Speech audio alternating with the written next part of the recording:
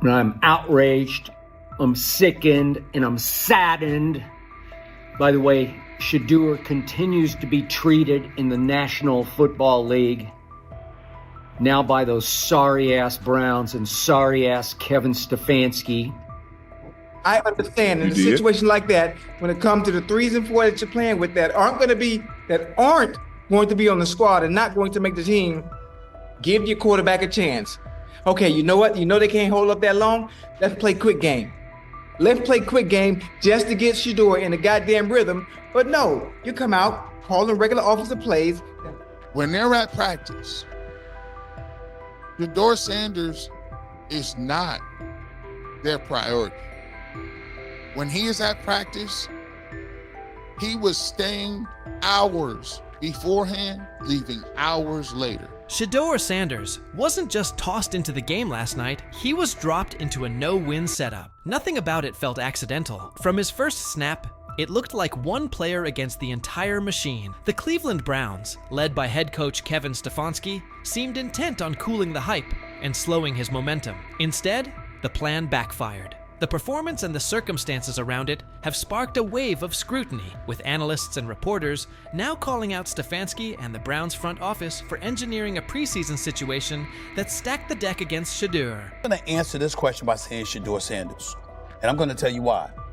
I think he's being set up to... Stephen A. Smith said from the outset that the entire preseason would be engineered to undermine Shedeur Sanders. He argued that even starting the first preseason game was part of a plan to make him stumble, fueling the idea that he's just a 5th-round pick, and validating the skeptics. Whether that blueprint existed before the games kicked off or not, it didn't stop there. Now, attention has turned to Kevin Stefanski and the Cleveland Browns for placing Shedeur in an unfamiliar system and circumstances that set him up to falter. Garrett Bush echoed that criticism, noting that regardless of how hard Shedeur worked before and after practices, he was never treated as a true priority in their plans. When they're at practice, Shedeur Sanders is not their priority. When he is at practice, he was staying hours beforehand, leaving hours later. Kevin Stefanski doubled down, saying his group was executing and placing the responsibility squarely on Shedeur Sanders for the miscues. When pressed on whether having Shedeur work all week with 3rd and 4th team units contributed to the mistakes, Stefanski wouldn't budge. Rather than acknowledge that first team reps might have better prepared a rookie, he waved off the idea and reiterated that his job is to develop young players. But what kind of development plan withholds meaningful snaps with starters, then drops a promising prospect into live action and expects him to run concepts he's never practiced with them? All of our players, Mary Kay, there's things that we can do better, and there's some good moments out there, but that's what our job as coaches, to develop. Skip Bayless weighed in as well, blasting the Cleveland Browns for their handling of Shedeur Sanders and calling it just about the worst approach imaginable. He said the issues fit a troubling pattern under Kevin Stefanski, with Sanders repeatedly mishandled instead of developed. In Bayless's view, this wasn't a one-off mistake. Sanders hasn't been given real opportunities or meaningful support. That treatment has only increased the pressure and made it even harder for him to succeed. And I'm outraged, I'm sickened, and I'm saddened by the way Shedeur continues to be treated in the National Football League. Chad Johnson added that by surrounding Shedeur Sanders with offensive players unlikely to make the roster, Kevin Stefanski effectively stacked the deck against him. He argued that even a quarterback of Tom Brady's caliber would have struggled in that setup. Analysts have echoed the point, putting the blame on the coaching staff for failing to give Shedeur a fair platform to succeed. Ochocinco also warned that critics would soon brand Shedeur a failure and dismiss him as a 5th-string option, while ignoring the core problem, who engineered the situation in the first place. Despite the noise, he framed the backlash as part of a broader effort to drag Shedeur down, noting that some people seem more intent on tearing him apart than acknowledging the circumstances that shaped his performance. You just beat the guy, and that's okay. You get paid, he gets paid. Sometimes Ocho just gonna win because Ocho was just the better player. Sometimes the defensive back is gonna win. He wins some, you win more than you lose. Despite the noise, Shedeur Sanders never criticized head coach Kevin Stefanski or anyone else. He put the outcome on himself and focused on what he could control. He acknowledged there was plenty to clean up and committed to doing the work. He framed it as a learning opportunity, refusing to let one preseason outing define him. Like a veteran, he owned the mistakes, recognizing he needed better eye discipline on those designed runs and smarter decisions to keep the offense on schedule. He even took responsibility for every sack, stating they were on him. The response was measured and mature, reflecting his grasp of the position and his readiness to improve. No, I gotta watch the film, honestly. I can't say what it was. It's definitely different places where I could got my eyes in better spots and got to the progressions quicker and regards to anything, so all those sacks, they definitely on me. How long can Shedeur Sanders keep absorbing the blame on his own? How long before the decision makers who've steered this process either stand up for him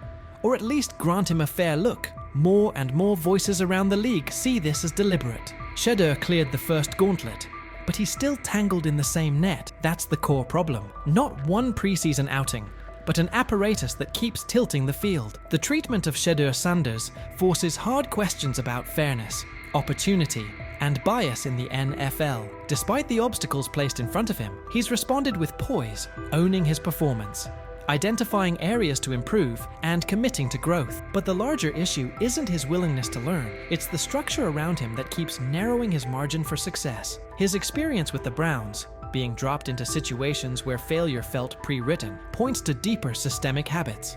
Young players, especially those who don't fit a preferred narrative, get boxed in, judged early, and developed late. This isn't only one quarterback story. It mirrors what countless prospects face when perception, politics, or preconceived roles outweigh on-field evaluation. As analysts and commentators continue to spotlight what's happening, it's clear the conversation about Shedeur Sanders has moved beyond a single depth chart debate. It's about dismantling baked-in biases and delivering a truly even playing field. Shedeur's resilience is real and admirable. The unanswered question is whether the system will evolve fast enough to let players like him do more than survive so they can finally thrive. What do you think? So he says, this is exactly what he says. I'm told the footage of Shedeur Sanders meeting with the Giants is so bad that both the Browns and the Sanders family have threatened legal action if it is What in the NFL is happening right now? The New York Giants just leaked a draft interview recording with Shedeur Sanders, and fans are completely freaking out. Did Shedeur take some shots? Did the Giants forget what the word confidential means? Or did someone accidentally hit reply all on something that was supposed to stay locked away? Get ready, because this roller coaster involves hot mics, bad takes, and a whole lot of drama. What happened with Shedeur on draft night to make him fall to the 5th round, and them talking about the Giants coming out with all that information talking about Shedeur did bad, bombed the interview, all that type stuff. We all know my last video when I talked about the interview tape about Shedeur did not get a playbook. The NY Giants, in true Stonewall fashion, dropped a carefully trimmed clip from their highly sought-after interview with Shedeur Sanders, then quickly locked everything else away like it was top-secret intel. Was this a calculated PR stunt, or just a low-key attempt at sabotage? Either way, the silence speaks louder than any official statement. Fans aren't buying this half-baked version of transparency, and they're definitely not ready to just bench him and move on. Instead, they're demanding answers, calling out the organization for what feels like a planned smear job. One thing's for sure, the hate is loud, but Shedeur's supporters are even louder. There was another team that he sat down with. What do you mean it didn't go well after that? So he was pissed that they did that to him. They did that to him. He counter-confronted the them. same thing they do to every other quarterback prospect. They did that to him. They slide in a mistake to see if you catch it. Right. And so because you're the quarterback. But he didn't take it as a correction. He took it as like he got pissed off. Yeah, and it's like so here's another one. So another one was, he throws a bad interception, and it was a deep throw early in the game, and he comes back and they go in the meeting, they show the interception. Let's just call it like it is. The Giants have perfected the tease. They've basically turned "We've got more, but we're not sharing it" into a comedy act, and the joke's on them. It's like they're standing center stage, booing themselves. "Oh, you want more? Too bad. We're guarding it like Grandma's secret lasagna recipe." Congrats, Giants. You've officially become the talk of TikTok, X, and even Aunt Barbara's Facebook. Yep, the holy trinity of online outrage. This whole thing screams drama, screams petty, and definitely screams PR disaster in a fitted cap. Just release the full tape before fans start pulling up to headquarters with pitchforks. And popcorn. GM is getting fired. The GM, who is that nigga that Jaden Daniels. The GM is on film that the nigga's son, the nigga asked his son last draft, "Yo, who you think I should pick?" His son like, "Yo, you need to get the Jaden Daniels nigga, B." This is what his son, it's on tape. "You should go Jaden Daniels." He laughing at his son. And all right, cool, get Jaden Daniels. I don't even know how that tape got out. I wouldn't have let the shit get out personally. Meanwhile, Shedeur, the latest poster boy for maybe the Giants don't like talent unless it's dressed in blue and red confetti, is soaking it all in like it's just another day at practice. And here's the best part of the irony. The Giants tried to label him as all hype, no substance, a paper tiger. But instead, they accidentally turned him into the hottest name being mentioned by every sports analyst out there. They tried to bury the story, but somehow ended up stamping it in bold. It's the classic case of ignoring a trending conversation for so long that sure, people get annoyed, but at the same time, they keep your name alive better than your own PR team ever could. It's funny. New York Giants, where these tapes at? You hear me? Because if Shedeur Sanders was so unprofessional, y'all would have leaked the tapes for the whole world could see, right? Cause understand, it's a lot of he say, she say. But one thing I do know, as a young black man growing up in this world, being straightforward and not sugarcoat anything. Oh, this narrative is pure gold. Giants PR completely skipped subtlety and went straight to the "we don't like his dad" playbook. A move so awkward, it's like trying to dunk and ending up in a kiddie pool. You can almost picture them brainstorming it. Yeah, we're just not fans of QB families that aren't ours. Because nothing screams professionalism quite like having zero self-awareness. And the fan reactions? Absolutely priceless. That one little clip was all it took to set the internet on fire. Keyboards everywhere started lighting up. People are asking, why hide the good stuff? What are you trying to cover up? If there's really nothing to hide, why not just drop the full thing? And spoiler alert, they weren't whispering. Social media exploded faster than a New York City grill on Memorial Day weekend. Them out. Another moment. What they do during the film and the combine and the meetings is teams will install mistakes intentionally planted in the install, and they want you to catch them. Shedeur didn't, and when a coach called him out, once again, it didn't sit well. It's like, bro, there's not many teams needing quarterbacks, especially since Pittsburgh appears to have a deal with Aaron Rodgers and Tennessee's getting Cam Ward. So you're down to the Giants, who are not in. And that brings us to the next tasty slice of irony. By refusing to release the full interview, the New York Giants probably thought they were hurting Shedeur Sanders' image. But instead, they ended up throwing gasoline on the hype train. Rather than shutting things down, they made him look like the kid who grabbed the last cookie and somehow got blamed for taking the whole jar. Only difference? This kid's got cameras on him 24/7, and he's handling the heat like a seasoned pro. Now, every move he makes is being broken down, every throw studied like it's a presidential debate. Fans are calling it what it is. They've lied on Shedeur. Some say the Giants just don't like his dad. And honestly, that might be true. Maybe this whole thing was just a cheap shot at Deion Sanders by extension. But here's the plot twist. The harder they try to drag him down, the more interesting his story gets. The Giants accidentally turned Shedeur into a walking headline, a controversy in cleats. They tried planting doubt, But all they really did was create buzz. He's no longer just a top draft pick.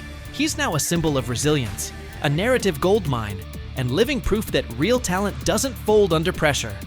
It levels up. And at this point, even if the Giants wanted to, there's no turning off the spotlight. Okay, so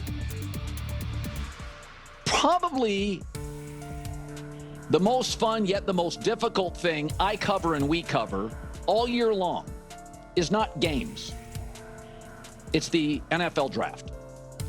Because I've said this many times, you get lied to for a month to 2 months up to it. And so often during the draft, and every few drafts, there's a guy that really falls, precipitously falls. This year it was Shedeur Sanders, it's been Aaron Rodgers, it's been Dan Marino. Every few years somebody falls a lot. And so, but those stories don't come out until like the fall and after. Let's not overlook the fact that the hate is so strong, you could bottle it up and sell it as radioactive cologne. You can practically watch it leaking out of Giants HQ like toxic sludge straight out of a bad superhero origin story. But here's the twist. Maybe that's their superpower. Maybe the New York Giants really believe they're cooking up some secret formula, a cocktail of manipulation and media spin. But here's the thing. Every bit of shade they throw at Shedeur Sanders only makes his story bigger. Every time they try to box him in as some overhyped diva or question his character, they accidentally hand him another viral moment. And now, he's the underdog hero rising through the smoke. Let's be real. This isn't just about football anymore. This is about narratives, control, and how the establishment absolutely loses it when they're no longer holding the pen. And the real kicker? They still won't release the full interview. You've got NFL fans, media heads, and entire Reddit threads all chanting, "Drop the tape." Like it's some long-lost Beatles album. Meanwhile, the Giants are just sitting there, staring into the void like nobody saw this mess coming. Now, I don't know if it ever gonna get leaked or not. The tapes, the New York Giants have the tape. They definitely have the tape. It's confirmation that they have the tape. Shedeur didn't do nothing. It's what they saying he did. I'm gonna tell you what these mixed reaction right here. So we already know about the New York Giants, but the Pittsburgh Steelers head coach Mike Tomlin reported Miles Sanders' talent, but hesitated to draft him due to previous challenges with quarterbacks like Russell Wilson and Justin Fields, leading to more cautious approach. Las Vegas Raiders. Sanders met with Raiders at the NFL scouting combine and expressed enthusiasm about potentially joining the team. His familiarity with the West Coast offense and quick release was noted positive, though concerns about his ceiling. Kevin Stefanski feels like his job may be on the line. I don't concern myself with outside type of things, but I'm committed to his development, just like all of our rookies. So we'll continue to focus on getting our guys better, and that's what we'll stay committed to, and that's what's important to me. And so you didn't give this man a fighting chance to compete. He went into a gunfight with 2 knives. He gonna lose that every time.